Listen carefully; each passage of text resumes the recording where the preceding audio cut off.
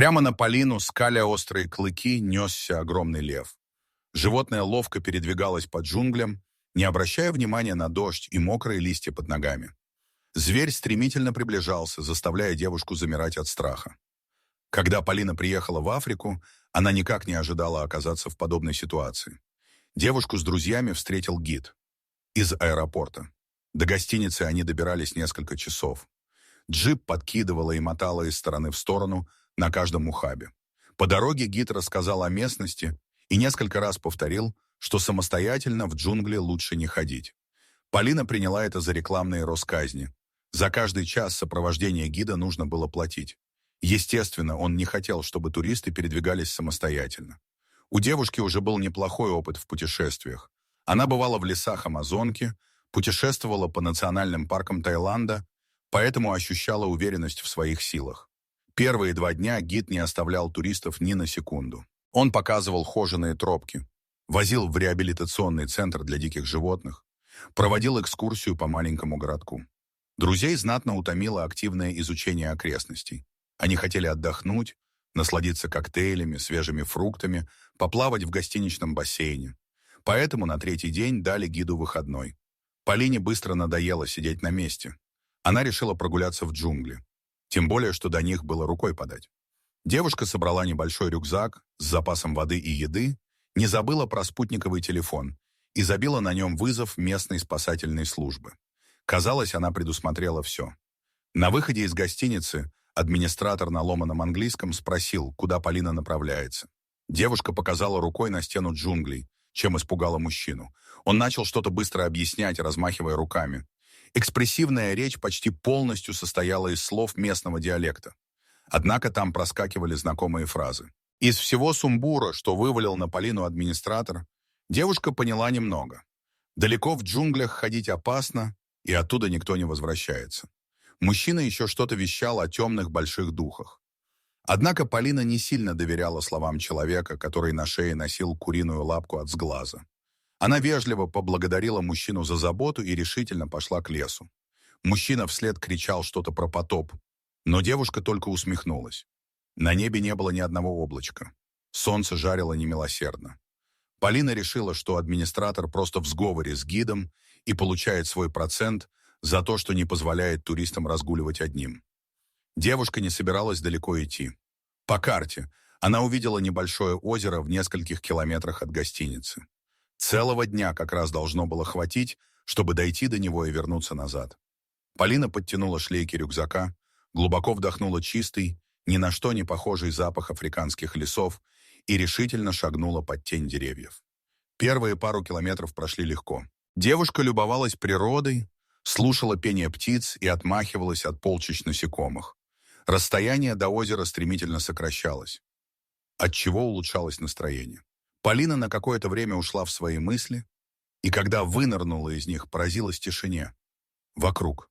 Куда-то делись птицы, не кричали в высоких кронах мелкие обезьянки. Девушка настороженно оглянулась по сторонам, но ничего подозрительного не заметила. Внезапно вокруг потемнело. Невольно Полина вспомнила слова администратора о черном духе, и у нее побежали мурашки по телу. Вдали что-то громыхнуло.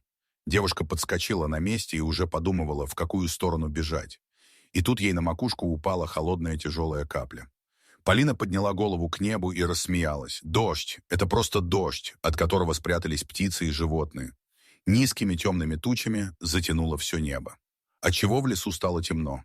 Крупные капли лениво стучали по листьям. Сразу запахло свежестью. Полина повернула в обратную сторону, но не прошла она и нескольких шагов, как дождь превратился в ливень.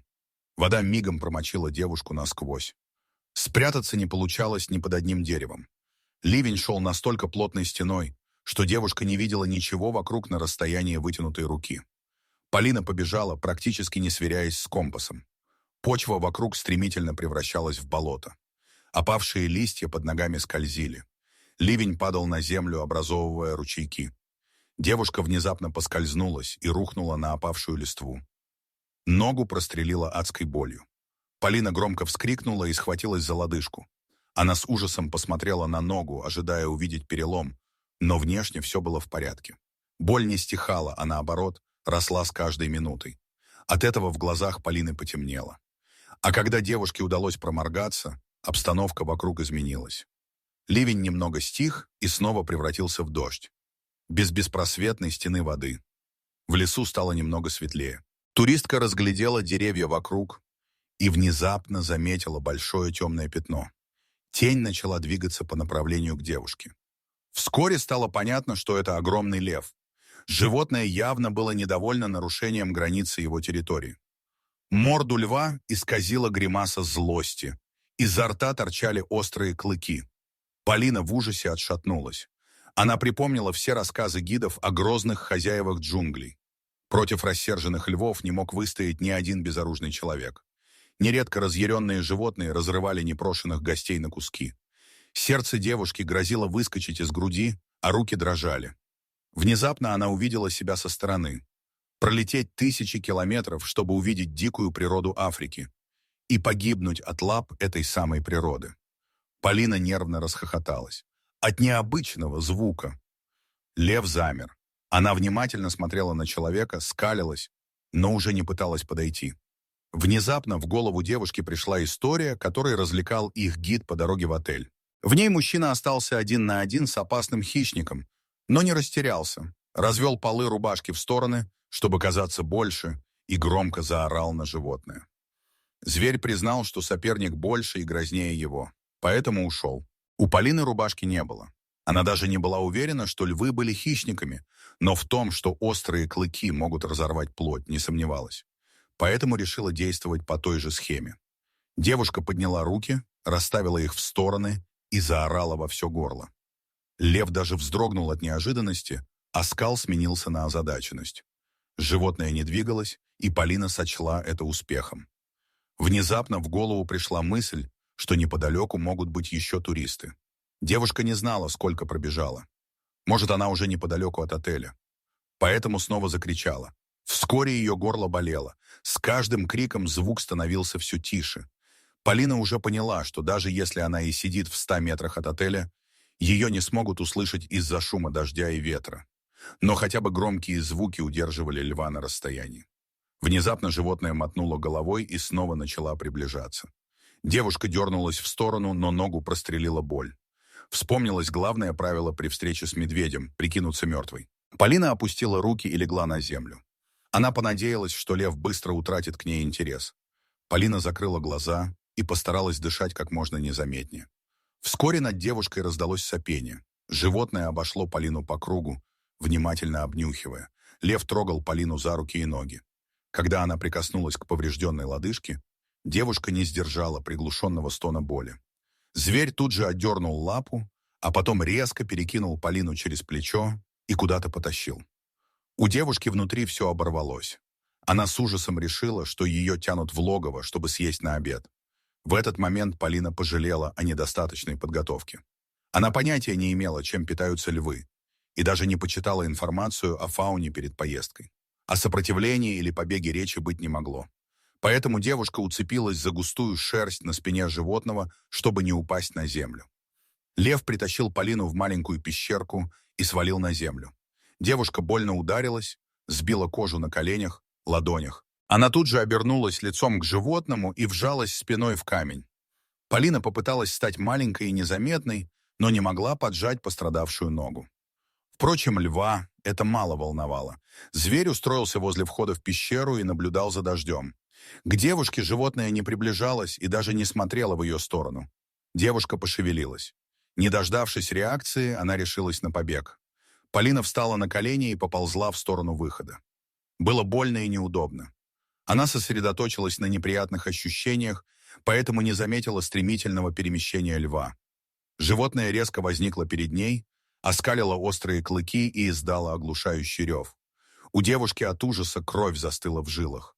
Прямо перед глазами перекатывались мощные мышцы животного.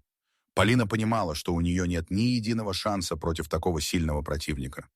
Лев толкнул девушку в плечо, подгоняя обратно к стене.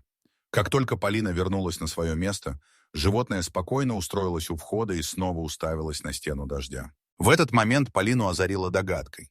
Лев не нападает, а спасает ее. Зверь перенес ее в безопасное сухое место. Теперь охраняет. Кто знает, какие хищники бродят неподалеку. Против льва они не пойдут, а значит, Полину никто не тронет. Тогда девушка облегченно выдохнула и вспомнила про телефон. Она полезла в рюкзак под любопытным взглядом животного. Телефон, как и все содержимое рюкзака, промок, но Полина постаралась просушить его. Аппарат мигнул сигналом. Девушка облегченно выдохнула, набрала службу спасения и объяснила, в какой ситуации. Оказалось, ее попросили оставаться на месте, не выключать телефон и ожидать спасателей. Лев с интересом наблюдал за разговором, но агрессии не проявлял. Полине захотелось как-то отблагодарить животное. Она достала свой запас пищи и протянула льву. Тот с недоверием смотрел на хлебцы. Полина отломала кусочек, засунула себе в рот и тщательно прожевала. Животное поняло, что ему предлагают пищу, взяло угощение и тут же захрустело снеками. Через несколько часов Полину нашли спасатели. К тому времени страх перед львом окончательно ушел.